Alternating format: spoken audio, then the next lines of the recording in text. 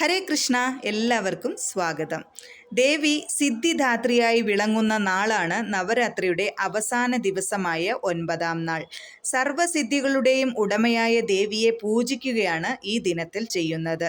സിദ്ധിദാത്രി സർവ്വതും തരുന്നവളാണ്, അറിവിൻ്റെ ദേവതയാണ്. ദുർഗമാസുരൻ തട്ടിക്കൊണ്ടുപോയി ഗൂഢമായി വെച്ച വേദത്തെ തിരിച്ച് എല്ലാവർക്കും അനുഭവരൂപത്തിൽ കൊണ്ടുവരുന്ന ദിവസം എന്ന പ്രത്യേകതയുള്ള ദിവസമാണ്. ഭക്തന് എല്ലാവിധ കഴിവുകളും സിദ്ധികളും നൽകി അനുഗ്രഹിക്കുന്ന ദേവിയാണ് സിദ്ധിദാത്രി. താമരപ്പൂവിൽ ഇരിക്കുന്ന ചതുർഭുജയായ ദേവിയുടെ വലതു കൈകളിൽ ചക്രവും ഗദയും ഇടതു കൈകളിൽ ശംഖും താമരയും ഉണ്ട്.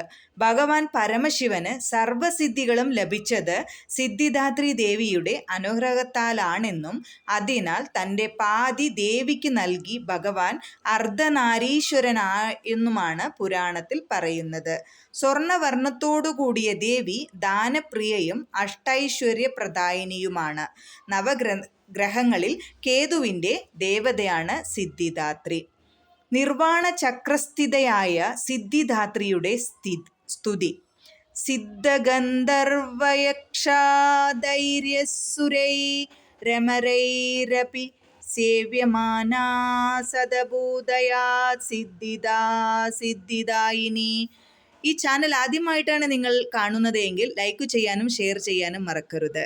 Thank you so much. Have A nice day.